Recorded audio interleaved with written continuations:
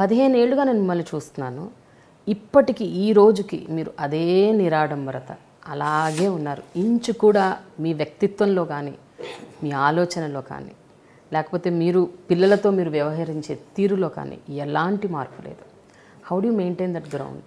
మార్పు ఎందుకు ఉండాలండి? ఎప్పుడైనా ఏ మనిషి అయినా నేచర్తో కనెక్ట్ అయిన వాళ్ళు, మ్యూజిక్తో కనెక్ట్ అయిన వాళ్ళు, పిల్లలతో కనెక్ట్ అయిన వాళ్ళు, ఈ మూడిటితో కనెక్ట్ అయిన వాళ్ళు భగవంతుడితో కనెక్ట్ అయినట్టే. ఇప్పుడు ఈ మూడిట్లో మనకి ప్రత్యక్షంగా భగవంతుడు కనిపిస్తాడు. నాకు చాలా ఇష్టమైన విషయాలు ఈ మూడు: ఒకటి నేచర్, రెండు మ్యూజిక్, మూడు పిల్లలు. ఈ మూడింటిని నేను సమన్వయం చేసుకొని బతుకుతున్నాను.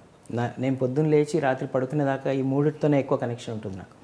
కాబట్టి ఎవరికైతే న్యాచురల్ థింగ్స్ అనేవి వాటి వాల్యూ తెలుస్తుందో వాళ్ళల్లో ఏ మార్పు ఉండదండి.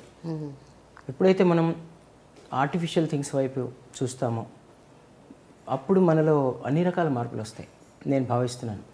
నేను పిల్లలకు నేర్పించేది కూడా అంతే. Live simple, think high.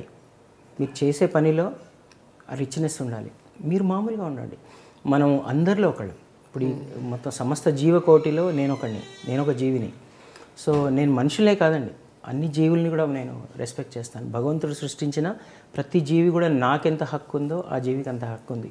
ఇది నేను భావించే, ఇది మీరు ఎగ్జాజరేషన్ అనుకోకండి, నేను నిజంగా పాటిస్తాను అది. నేను ఏ జీవిని కూడా చిన్న చూపు చూడను, హింసించను. అందరూ జీవులకు సమాన, భగవంతుడి సృష్టిలో అన్ని జీవులకి సమాన హక్కు ఉంది జీవించడానికి. అందరిలో నేను ఒకడిని. ఇంతమంది మనుషుల్లో ప్రపంచంలో నేను ఒకడిని.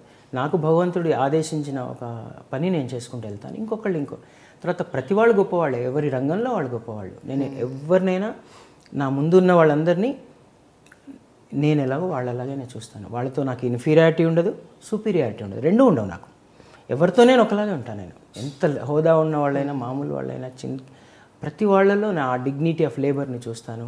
వాళ్ళ పని వాళ్ళు చేస్తున్నారు, అందరూ ఎవరి పని వాళ్ళు చేస్తున్నారు. కాబట్టి ఈ ప్రపంచం సజావుగా సాగుతుంది. So respect everybody. ఇదే నేను పిల్లలకు నేర్పిస్తాను.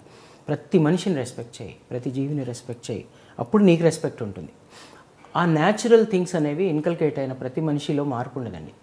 నేను ఎప్పుడు న్యాచురల్గా ఉంటాను, న్యాచురల్ థింగ్స్నే నేను ఆస్వాదిస్తాను.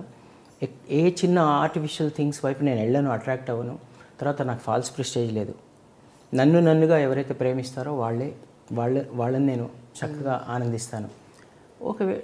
పట్టించుకోని వాళ్ళని కూడా నేను పెద్ద వాళ్ళు ఎందుకు పట్టించుకోలేదని అనుకోను. నేను న్యాచురల్గా ఏ జరుగుతుందో లెట్ ఇట్ బి, అంతే, లెట్ ఇట్ హ్యాపెన్.